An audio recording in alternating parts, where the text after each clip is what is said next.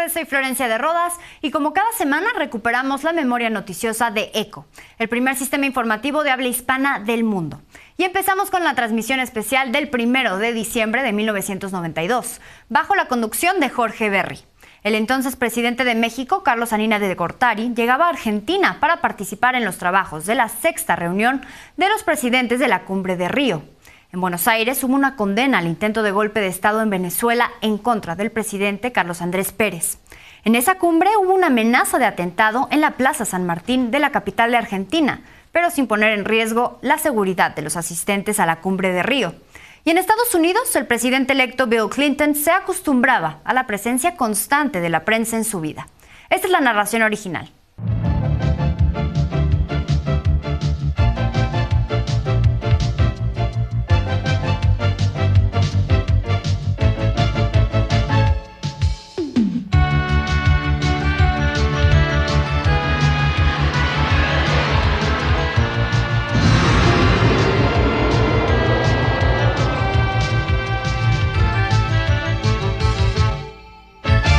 Carlos Salinas de Gortari, presidente de México, inició hoy una visita oficial de 2 días a la Argentina. El presidente de México fue recibido en el aeropuerto de Buenos Aires por miembros de la Cancillería de Argentina.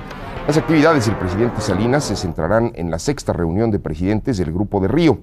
Por la mañana, el presidente de México fue recibido por el presidente de la Argentina, Carlos Saúl Menem, en la Casa de Gobierno. Posteriormente se trasladó al Salón Versalles del Hotel Alvear Palace, donde tuvo lugar la sesión inaugural de la Cumbre de Río. Luego de la primera ronda de conversaciones, el presidente de México, junto con los demás mandatarios latinoamericanos, asistió a un almuerzo que ofreció el presidente argentino. Después de este receso tendrá lugar la segunda y última sesión de trabajo programada para hoy. Por la tarde, el presidente de México, Carlos Salinas de Gortari, y los demás asistentes a la cumbre irán a la Feria de Palermo de la Sociedad Rural de Argentina. El presidente Menem celebró esta mañana la jornada inaugural de la sexta reunión presidencial del Grupo de Río. Participan los mandatarios de Bolivia, Brasil, Chile, Colombia, Ecuador, México, Paraguay, Uruguay, Honduras, Jamaica y los cancilleres del Perú y Venezuela. En su discurso inaugural, el mandatario argentino condenó el intento de golpe de Estado que se registró el viernes pasado en Venezuela y manifestó su apoyo y solidaridad con el presidente venezolano Carlos Andrés Pérez. Dijo que los hechos desalentadores ocurridos en América Latina en el último año no pueden impedir los trabajos del Grupo de Río por consolidar la democracia, la integración y el crecimiento de los países de la región. Estas fueron las palabras del presidente Menem.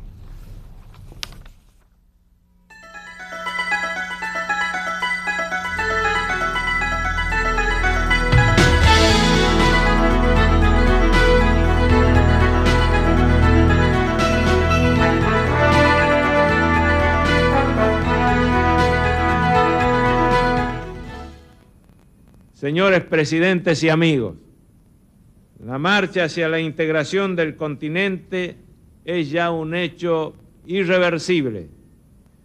Podremos avanzar más o menos aceleradamente en esta empresa.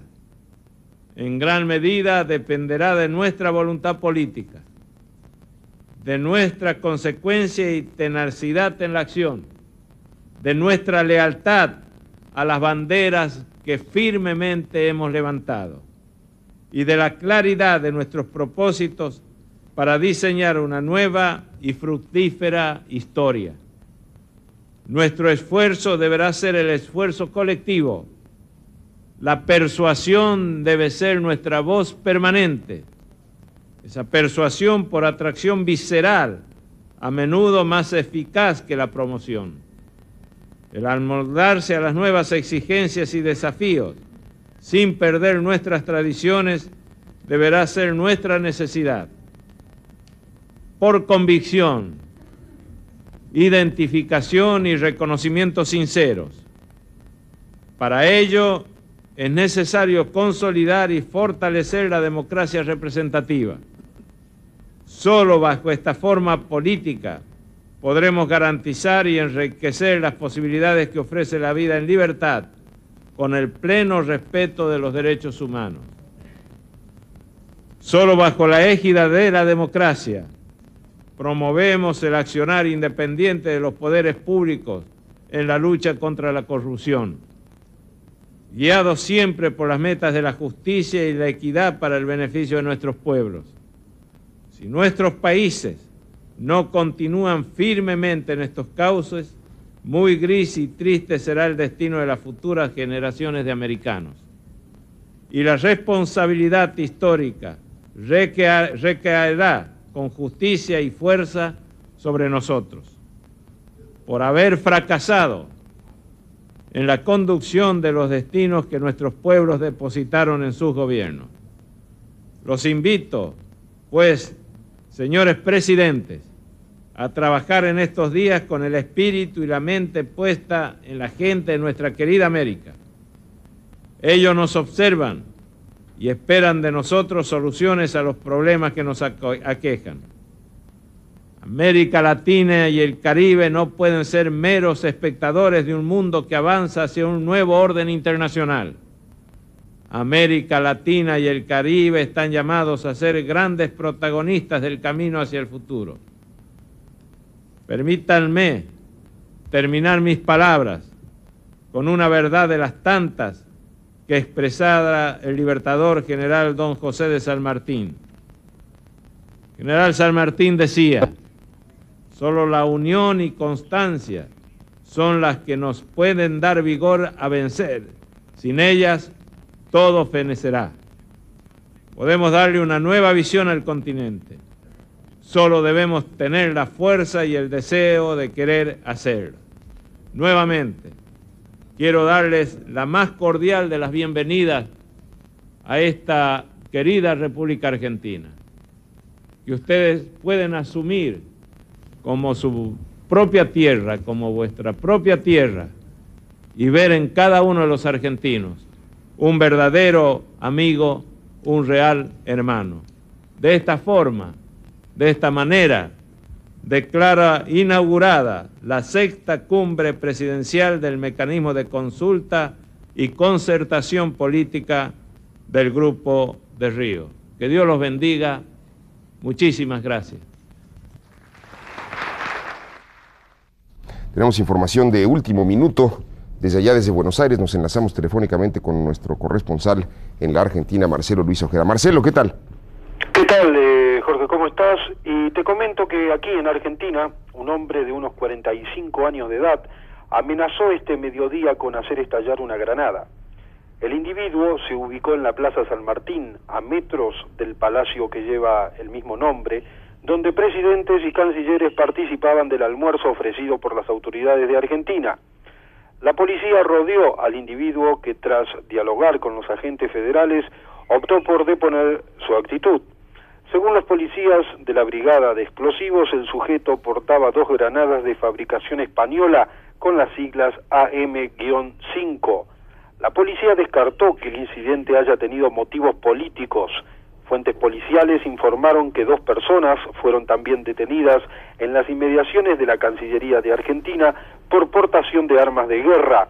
El confuso episodio, Jorge, finalizó con el aplauso de la gente que transitaba por el lugar cuando los federales lograron hacer que el individuo desistiera en su intención de hacer estallar las granadas. Dicen las informaciones cablegráficas al respecto, que además acaban de llegar hace segundos, que dice la policía que la intención de este individuo era asaltar un banco. Sí, eso ahorita se está investigando, porque en realidad esto acaba de acontecer, y sí, los cables estaban señalando que posiblemente el hecho esté vinculado más con un acto de delincuencia común que con un acto de motivaciones políticas, ¿no? Pero bueno, la policía ahora está investigando esta situación. Lo que no embona es la procedencia de la granada, ¿no? De fabricación española. Perdón, ¿me puedes repetir que no te he escuchado bien? Que lo que resulta un poco extraño es la fabricación de la granada, que de fabricación española, decías. Exacto, sí. Eso realmente, cuando se consultó a algunos de los policías que estaban allí, se mostraron realmente sorprendidos, ¿no? Bien, pues, por ese detalle que tú estás mencionando. Muy bien, muchas gracias, Marcelo. Estaremos en contacto permanente durante el desarrollo de la cumbre del Grupo de Río allá en Buenos Aires. Gracias, Marcelo. Hasta luego, buenos días. Bueno, pues no pasó a mayores, por fortuna. Dicen que al entregarse a la policía, la gente que estaba reunida ahí aplaudió, rompió en aplausos cuando la policía ya detuvo a este individuo, un extraño incidente en las afueras del Palacio de San Martín. Bill Clinton, el próximo presidente de los Estados Unidos, enviará durante la jornada de hoy un mensaje a los presidentes participantes en la reunión del Grupo de Río, que están en Buenos Aires. El presidente electo Clinton tiene programado dirigirse a los mandatarios latinoamericanos en una transmisión vía satélite. La reunión del Grupo de Río se considerarán, entre otros temas, una condena al intento de golpe de Estado en Venezuela, un pronunciamiento contra el bloqueo económico a Cuba y la necesidad de profundizar el proceso democrático en el Perú. Miguel Mancera, el director del Banco de México, fue galardonado en Madrid con el premio Rey Juan Carlos de España. Fuentes de la entidad bancaria, fuentes del Banco de México, dijeron que el premio le fue otorgado personalmente por Su Majestad el Rey Juan Carlos.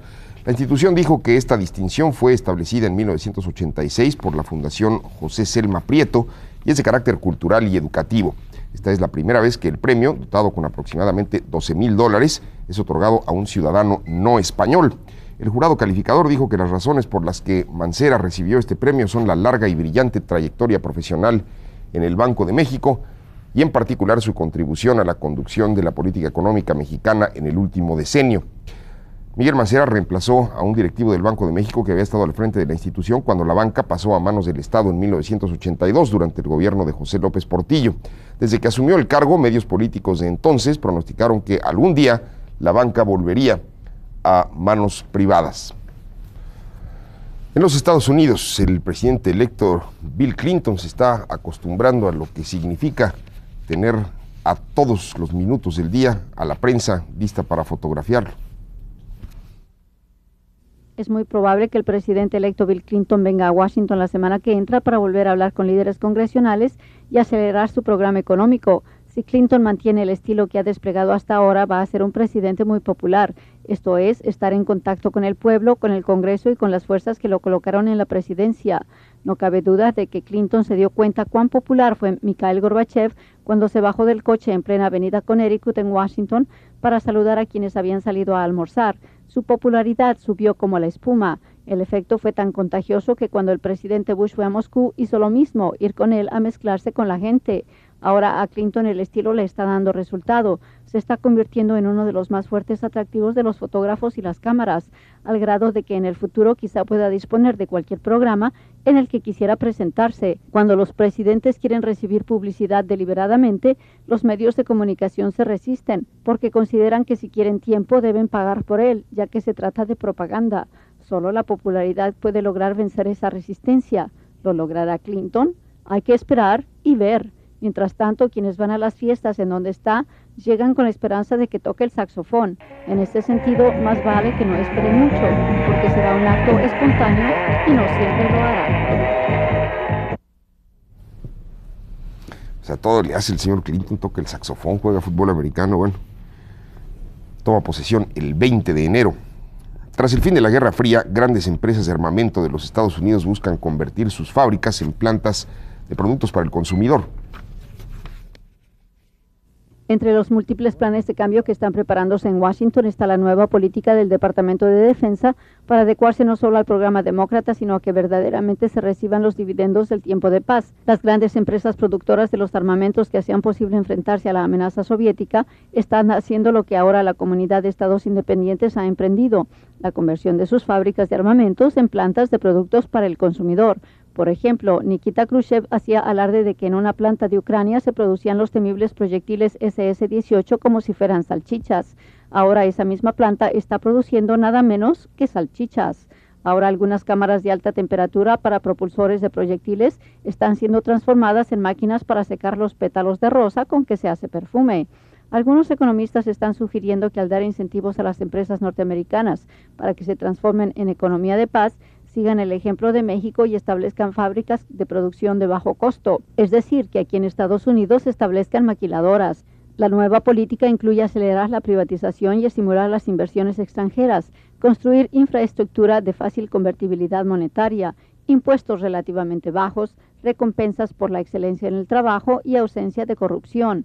Las nuevas industrias estarán orientadas a llenar necesidades, no a ser utilizadas en toda su capacidad para evitar sobreproducción, y se darán incentivos a los empresarios que creen nuevos negocios. Tendremos más noticias.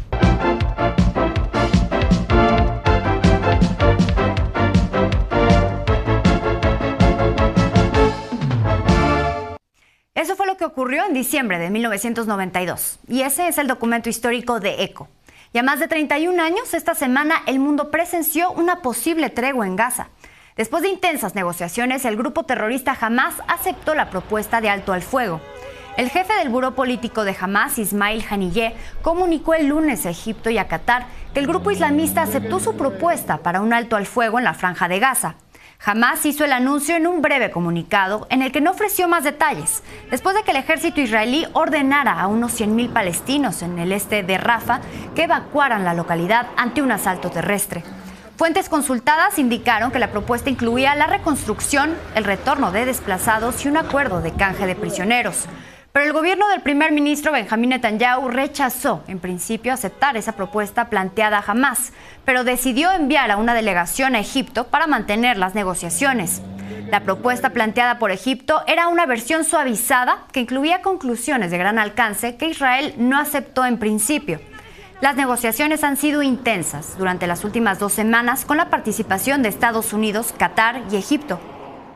Previo a que se diera a conocer la aceptación de Hamás de alto al fuego, el ejército israelí intensificó el lunes sus bombardeos en 2 barrios de la ciudad de Rafah que había ordenado evacuar unas horas antes.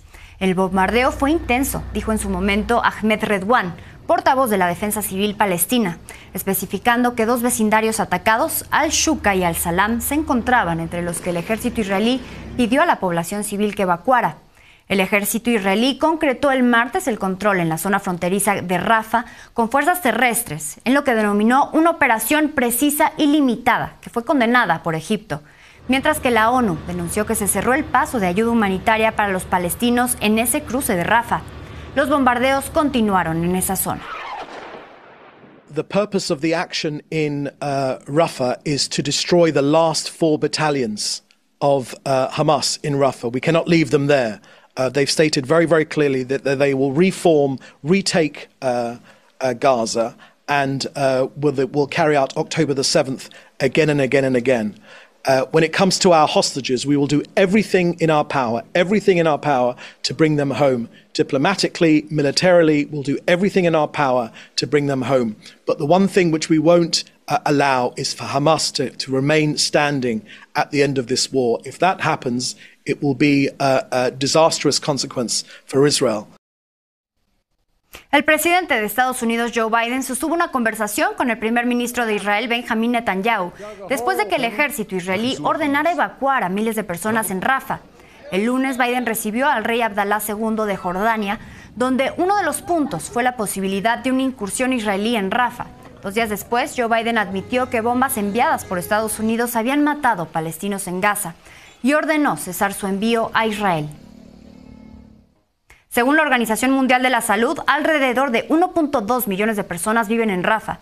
La mayoría de ellas huyeron de otras zonas de la Franja de Gaza durante los 7 meses de guerra entre Israel y los militantes palestinos de Hamás. Rafah se había convertido en una alternativa para los palestinos que huyeron de zonas donde los combates eran más intensos. En el marco de la tensión en Medio Oriente, las autoridades de Israel ordenaron esta semana el cierre de la televisora Al Jazeera. Vamos con este reporte especial de Manuel Rosales. En una decisión unánime, el Gabinete de Guerra de Israel aprobó el cierre de las oficinas del canal Al Jazeera, al que acusó de ser un incitador y propagandista del grupo islamista Hamás.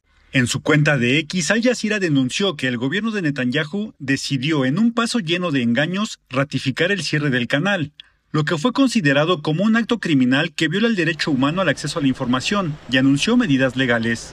This is very dangerous decision against Al Jazeera and against the international media at all, because at least it's clear that they want to prevent from any others to know what is happening in this war in Gaza, inside Israel, in the West Bank. Por su parte, el gobierno israelí señaló que los periodistas de Al Jazeera han dañado la seguridad, por lo que era momento de expulsar del país al portavoz de Hamás. Netanyahu agradeció al ministro de Comunicaciones por haber impulsado la llamada ley Al Jazeera, que fue aprobada el 1 de abril. La medida, que tiene una duración inicial de 45 días y podría renovarse indefinidamente, contempla el cierre de las oficinas, la confiscación de los equipos de emisión, impedir transmisiones, así como eliminar el canal de los servicios por cable y satélite y bloquear la página web. שופר של החמאס, מי שמסית נגד מדינת ישראל, מי שפוגע בביטחון ישראל ובחיילי ולוחמי צה"ל, לא ישדר כאן יותר מישראל. Las autoridades informaron que la orden comenzó a ser ejecutada de inmediato, por lo que inspectores del Ministerio de Comunicaciones, respaldados por la policía, allanaron las instalaciones del canal en Jerusalén. El cierre de Al Jazeera, que es una de las principales fuentes de información sobre la guerra en Gaza, se da en un momento crítico en las negociaciones para alcanzar un alto al fuego y cuando las protestas para exigir a Netanyahu el regreso de los rehenes han aumentado. Basically, the Israeli people are hostages to the right-wing government, and the people of Gaza are hostages to the Hamas, and basically there has to be a way to overcome that and to stop the fighting and the killing of this for now and to get everybody home. Mientras la comunidad internacional se mantiene atenta al resultado de las negociaciones, Hamas aseguró que no aceptará un acuerdo que no incluya el fin de la guerra, y Netanyahu sigue decidido a entrar en Rafah. Emanuel Rosales, Noticias, N+. En Europa, las protestas y movilizaciones en favor de Palestina continuaron en diversas ciudades. En Berlín, cerca de 100 manifestantes ocuparon el martes uno de los patios de la Universidad Libre de Berlín, pero las autoridades pidieron a la policía que los desalojara. La semana pasada fue la Universidad Humboldt el escenario de una protesta que fue disuelta por la policía. También se registraron protestas en París, donde se repitieron las exigencias de paz para Gaza. En los Países Bajos, la policía detuvo el martes a 125 personas que habían acampado en la Universidad de Ámsterdam para exhibir la tragedia humanitaria en la Franja de Gaza. Al ser detenidos, se les acusó de violación a la propiedad. Y en el Reino Unido, decenas de jóvenes acamparon en instalaciones del King's College, que forma parte de la Universidad de Cambridge, mientras que otro grupo de jóvenes se colocaron frente al Museo de Historia Natural de Oxford para expresar su solidaridad con Gaza. Vamos a una pausa, pero al regresar, Vladimir Putin asume un quinto periodo como presidente en Rusia. Y el expresidente Donald Trump podría ir a la cárcel por desacato a la corte. Ya regresamos, no se vayan.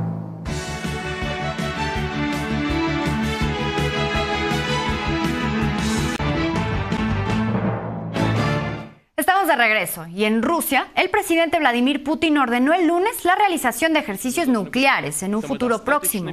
Esto como respuesta a la posibilidad de envío de tropas occidentales a Ucrania. De acuerdo con el Ministerio de Defensa ruso, los ejercicios tendrán el objetivo de entrenar y preparar sobre el uso de armas nucleares no estratégicas.